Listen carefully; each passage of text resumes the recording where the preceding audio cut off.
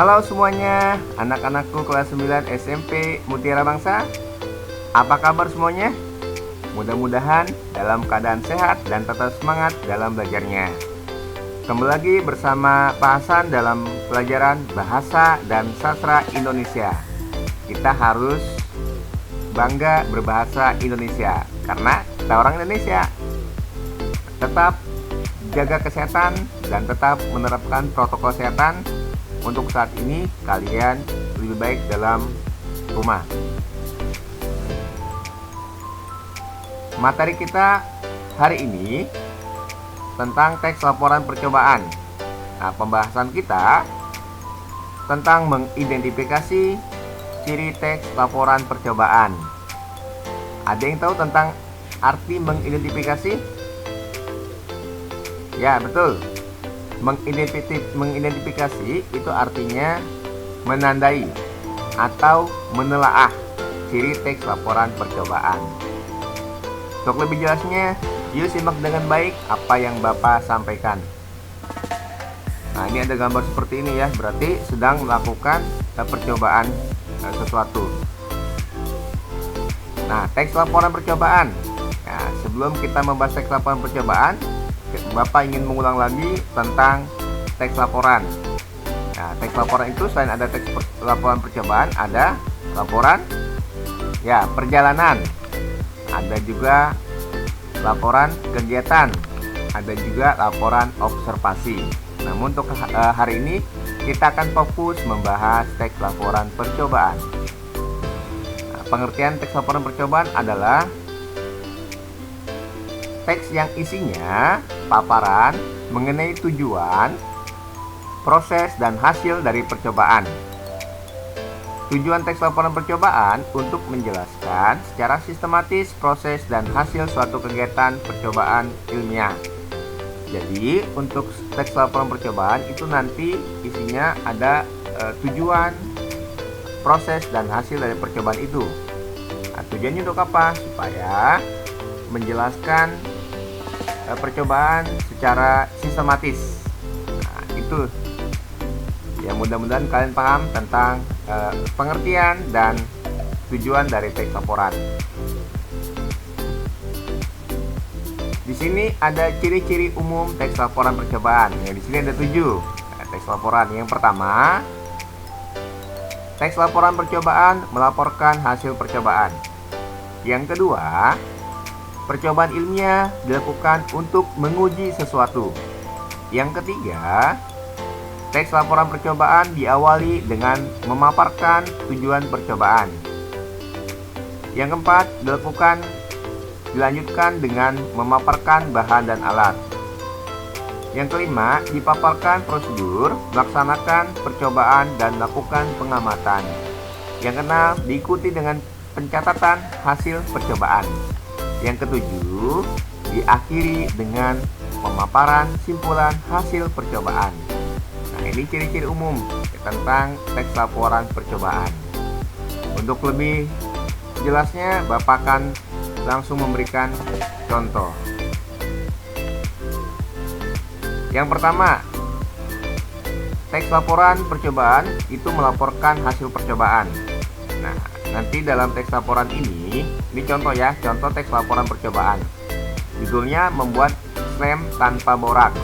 Nah, ini ada salah satu cara ya untuk membuat slem tanpa boraks.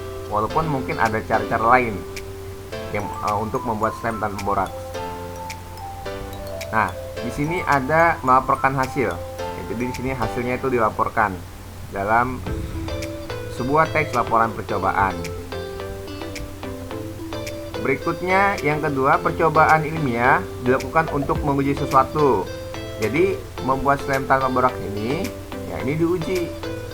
Apakah benar ada cara membuat slem itu tanpa boraks, kemudian berhasil. Nah, ini untuk menguji itu. Ya. Berikutnya, teks laporan percobaan diawali dengan memaparkan tujuan percobaan. Oke, kita lihat di sini. Nah, ini ya, diawali dengan tujuan, yang menjelaskan tujuan. Tujuan pembuatan stem tanpa borak ini adalah agar menjadi lebih kreatif dan mampu berinovasi dalam berkreativitas. Tuh. Kemudian dilanjutkan dengan memaparkan bahan dan alat. Nah, ini bahan alatnya.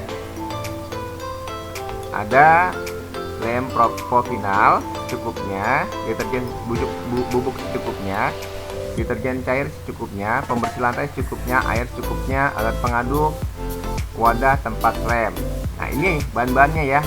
Tentunya bahan-bahan ini mudah kalian dapat ya, yang ada di rumah ya. Lem propovinal itu berarti lem digunakan untuk merekatkan kertas ya, atau menempelkan kertas. Itu biasanya banyak ya, di toko-toko. Nah, itu untuk bahan dan alatnya. Kemudian dipaparkan prosedur melaksanakan percobaan dan melakukan pengamatan. Nah, ini dijelaskan langkah-langkahnya. Di sini langkah-langkahnya ya berikutnya. Nah, ini langkah-langkah. Mula-mula campurkan terlebih dahulu lem propovinal. Terusnya aduklah campuran tersebut sampai merata. Kemudian tambahkan lem propovinal ke dalam campuran aktivator. Aduk lagi hingga struktur atau bentuknya menggumpal. Masukkan ke dalam freezer. Kemudian keluarkan adonan dari freezer. Aduk lagi sampai bisa dimainkan. Nah, stem tanpa borak pun sudah dapat dimainkan. Langkah-langkahnya. Kemudian diikuti dengan pencatatan hasil percobaan. Nah, setelah langkah-langkah selesai, itu baru dibuat hasilnya.